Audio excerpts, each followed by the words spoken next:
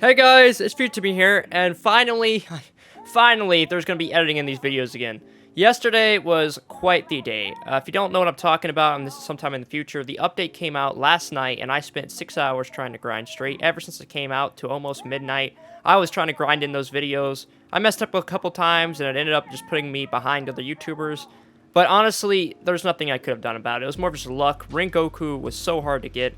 But that made me think of a video idea. Is Forge, Rengoku, and Sengoku actually worth it? Like, is it really worth the time or the money? And that's what we're going to be talking about today. Now, some of you are going to be like, oh my god, yes, it is so worth it. And you know what? You are absolutely right in certain ways, alright? So hear me out, right? I'm not trying to hate on these. I think they look amazing.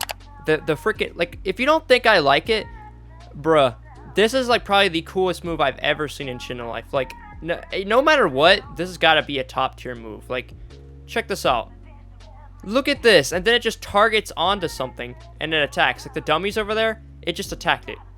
It looks super cool. Overall, the eyes on this mode and everything looks super cool. But it's not about that. That's not what we're talking about today. We're talking about... Am I not able to charge? It glitched me. It glitched me. I'm going to reset. Anyways, guys, what we're trying to figure out today is Sengoku or Rengoku even worth it? Is it worth the time and the struggle? Well, each of them are bought in two different ways. Sengoku will not be here for very much longer. I think it might be here a day longer or so. But let's talk about a couple things that Rogue Games has been doing that's getting a little bit too far. Even if you're a big Rogue Games fan and you're a big fan of Shindo Life, you have to admit this is getting a little bit crazy. Every single Bloodline that's been coming out lately normally has a variation. And the variation costs 800 Robux or so. But that's not a problem normally. Because normally a Bloodline is gained simply from spinning, right? And the variation is just like if you want another color. It's not required. It's the same. It's the same exact thing as the original. Except for, it's not that hard to get the original either. So it's kind of fair completely. It's not pay to win at all. But whenever they add this boss update, like Forge Rengoku is literally insanely hard to get. Like, it was already a 1 out of 20, I mean, it was like a 1 out of 30 chance on day one, right? Which is really freaking hard. I actually fought the boss 35 times and didn't get it even once or even see it. Like, nothing. And I counted. That's the bad thing. It was, like, really freaking bad how much we did it, and we didn't get it even one time. But... not only that, Rogue Games actually just dropped a Twitter post today saying that they were going to increase how rare it was going to be. Which, I think that's already really freaking stupid because of how rare it already is. Being a boss takes about 10 minutes because it has such high HP. So it's already going to take you like 5 to 6 hours to even possibly get one. And then they just doubled that. So have fun. You're going to be spending like half a full day, so like 12 hours even trying to get it now because it's probably going to be a 1 out of 60 chance. But they might even raise it higher than that, seemingly. So what that means is, either you're probably not going to get Forge Rengoku because the event only lasts a couple days and you're going to have to literally spend every waking moment of your day trying to get it. If you want it, that is. Or you have to pass up on it. Or you can pay for Forge Sengoku, which is the current one I have. And I would not have bought this if I was not a YouTuber for many reasons. But let me explain why this is kind of scummy. Okay, the normal skin for one of these is already really high. 800 Robux just for a skin of a Bloodline. But the thing is, I was willing to overlook it because it's not needed, right? Sengoku has been pretty much forced to, like, it's not actually needed technically, but it's like, if you want it, you're going to have to either spend, like, days of your life fully grinding to even possibly get it, or one of your friends is probably going to take it even when you do get it, or you can just go buy it. And that's why they pretty much doubled the price. It's now went from 800 to 1,500. So that means $20 in US money, which is a lot to just drop on a single Bloodline. And I did that just for you guys for the video. That's it. If it wasn't for that, I would never have done that because it's a total scam. And honestly, the actual Bloodline itself, I'm trying to discuss if it's actually worth even buying or even grinding for. Is it really worth your time? Is it worth your money at all?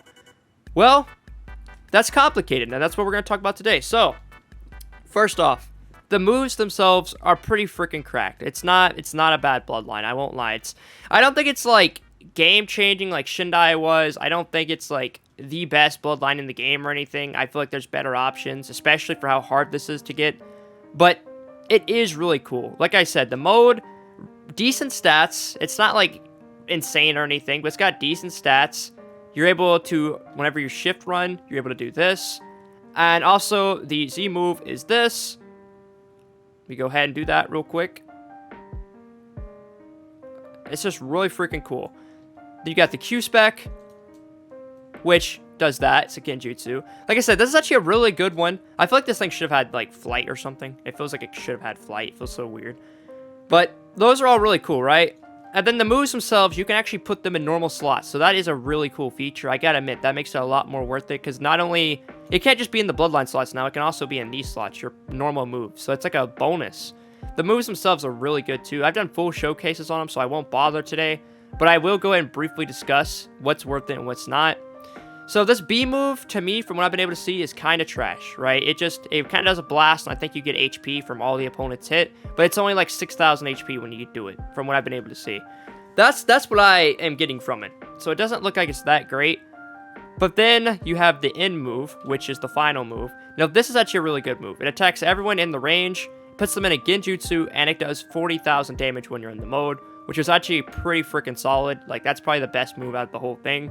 Unless you want to count the V move, which I feel like that's pretty on par. Basically what it does is you're able to run around, but not only that, not only do you run around stomping people, you can throw these, and this puts them in a Genjutsu as well.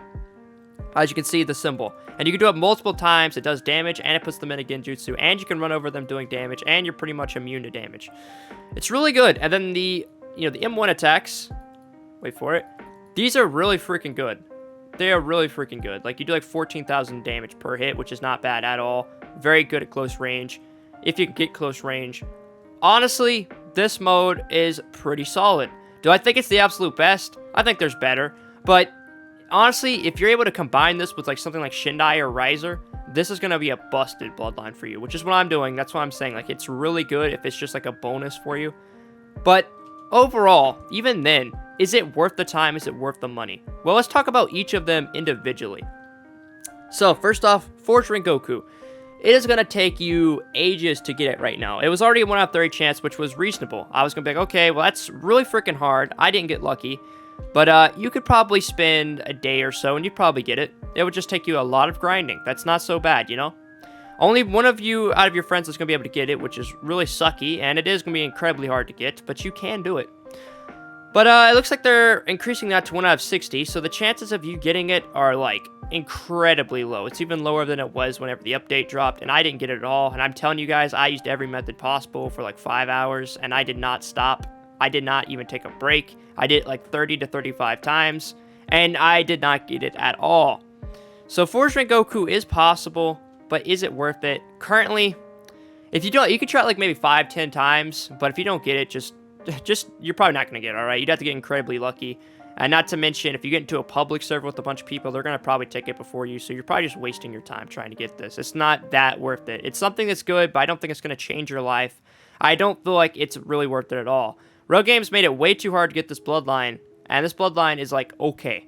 It's good, but it's not, like, absolutely busted from what I'm able to see. So, like, I don't think it's really worth the time to grind for it. Maybe try like 10 different times or something, but don't waste your entire life trying to get it. It's just not worth it.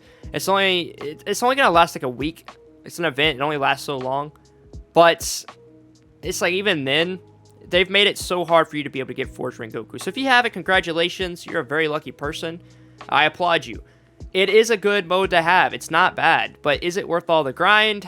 I think it's actually a worse grind than Ten Tails currently. I really think it is. It's gotten to that point.